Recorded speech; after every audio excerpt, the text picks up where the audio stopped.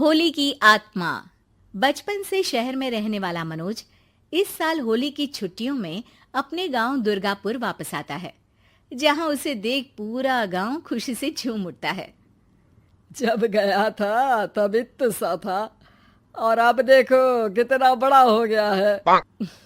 हाँ सरपंच जी, जब मैं गया था तब आप भी बहुत जवान थे और अब देखो कितने बूढ़े हो गए हैं आप।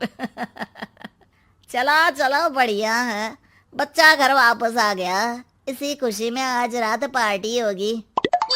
क्या बात है, गांव में भी पार्टियां होने लगी। वैसे अगर पार्टी की बात है तो आज क्यों सीधा होली पार्टी करते हैं। होली पार्टी की बात सुन चहल पहल में अचानक सन्नाटा छा जाता है, जिसे देख मनोज को कुछ अजीब लगता है, लेकिन तभी सरपंच बात पलट देता है। अब बहुत देर हो गई, चलो सब अपने घर चलो, पार्टी के बारे में कल सोचेंगे। मनोज भी मम्मी पापा के साथ घर आ जाता है, पर होली पार्टी और उस पर पूरे गांव की खामोशी वाली बात अभी तक उसके जहन से निकलती नहीं। पापा, होली पार्टी की बात पर सब चुप क्यों हो गए थे? अरे होगी उनकी कोई अपनी बात, मुझे गांव की पंचायती थोड़ी पता है। थक गया हूँ, चलो सो जाते हैं, कल बात करते हैं। पापा की बात मानते हुए मनोज भी सोने चला जाता है। आज तो छुपा लिया, लेकिन हफ्ते बाद जब होली का दिन आएगा तब इसे कैसे रोकोगे? अगली सुबह सूरज के साथ ही मनोज भी गांव घूमने निकल जाता है, जिस पर रास्ते में उसे अपनी ही उम्र के कुछ लड़के भी मिलते हैं, जिनसे दोस्ती कर अब वो उनके साथ घूमने लगता है।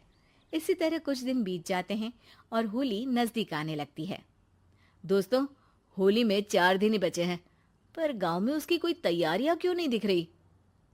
क्योंकि यहाँ होली नहीं मनाई जाती।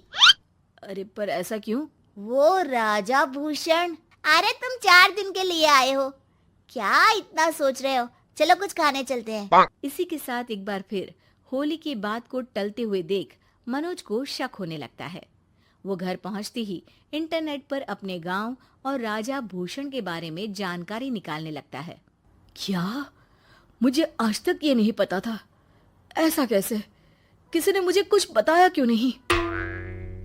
सारी जानकारी लेने के बाद मनोज गांव वालों या अपने मम्मी पापा से कुछ पूछे बिना खुद ही उसकी सच्चाई के बारे में छानबीन करने लगता है, जिसके चलते वो राजा भूषण की हवेली में पहुंचता है।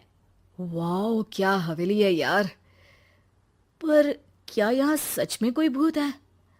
हेलो भूत जी, कोई है क्या? हम इस साल गांव में होली सेलिब्रेट कर रहे हैं, क्या आप उस पर थोड़ा इंटरव्यू देंगे? मनोज के ऐसा बोलते ही गांव में तूफान उठ जाता है और हवेली में रखी सारी चीजें हिलने लगती है। एक अदृश्य शक्ति मनोज को धक्का देकर हवेली से बाहर निकाल दरवाजा बंद कर लेती है।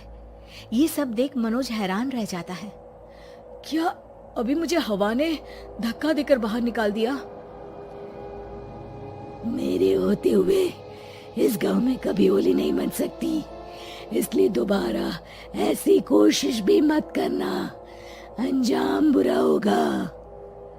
आवाज सुन मनोज हैरानी से इधर उधर देखने लगता है, पर उसे कोई दिखाई नहीं देता। वो गांव वापस आ जाता है, जहां तूफान की वजह से सब कुछ तहस महस हो चुका होता है। आखिर ये तूफान आया कैसे? ना ऐसा कोई मौसम था और ना ही हमने होली का त्योहार मनाने की बात की थी। सरपंच की बात पर कोई रिएक्शन दिए बिना मनोज चुपचाप अपने घर चला जाता है। इस तरह देखते ही देखते होली का दिन भी आ जाता है और मनोज रंग लेकर गांव में निकल जाता है, लेकिन गांव पूरी तरह खाली होता है। अरे त्योहार का दिन है, धूमधाम की जगह मातम क्यों मनाया हुआ है? मनोज की आवाज सुन सब अपने घर की खिड़कियां खोल के घर के अंदर से ही उसे वापस जाने के लिए कहने लगते हैं, पर वो किसी की नहीं सुनता। तुझे पहले भी समझाया था, अगर होली खेलने की कोशिश भी की तो अच्छा नहीं होगा। अरे बात मान लो बेटा, तुम्हें सच नहीं पता। मुझे सब पता है। सालों पहले इस राजा ने एक अंधविश्वास फैलाया और आप लोग आज तक उसे मानते आ रहे हो। अरे बेटा, जब तुम पैदा भी नहीं हुए थे उससे भी बहुत पहले से इस गांव पर होली का श्राप है। अगर गांव में होली का त्योहार मनाया जाता है तो प्रलय आना पक्की बात होती है। राजा भूषण इस सब में नहीं मानते थे और त्योहार मनाने लगे, जिसके चलते होली वाले ही दिन पहले उनके बेटे की और फिर उनकी मृत्यु हो गई। तभी से गांव की रक्षा के लिए उनकी आत्मा उस हवेली में रह रही है। सबकी बातें सुन मनोज उलझन में पड़ जाता है। सोचना भी मत मनोज, अगर तुमने इस परंपरा को तोड़ने की कोशिश भी की तो उसका परिणाम इस गांव और गांव के लोगों के लिए अच्छा नहीं होगा।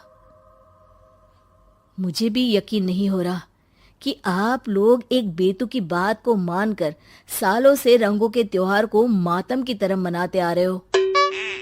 मनोज किसी की कोई बात ना मानते हुए पूरे गांव में रंग बिखेर देता है, जिसके तुरंत बाद वहां तूफान के साथ बिजलियां गरजने लगती है।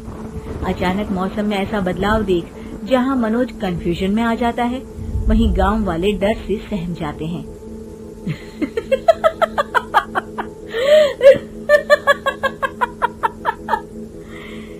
इस लड़के ने हमारे जैसे सिर्फ अपने स्वार्थ के लिए नहीं बल्कि पूरे गांव की खुशियों के लिए यहाँ होली मनाई है, जिस वजह से अब इस गांव पर होली का श्राप टूटता है।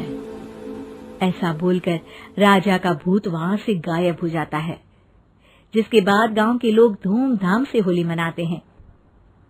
खुशियों के रंग गांव में बिखरे ही होते हैं कि अगली सुबह अचानक मनोज कहीं गायब हो जाता है और एक बार फिर गांव में होली का नया राज शुरू हो जाता है।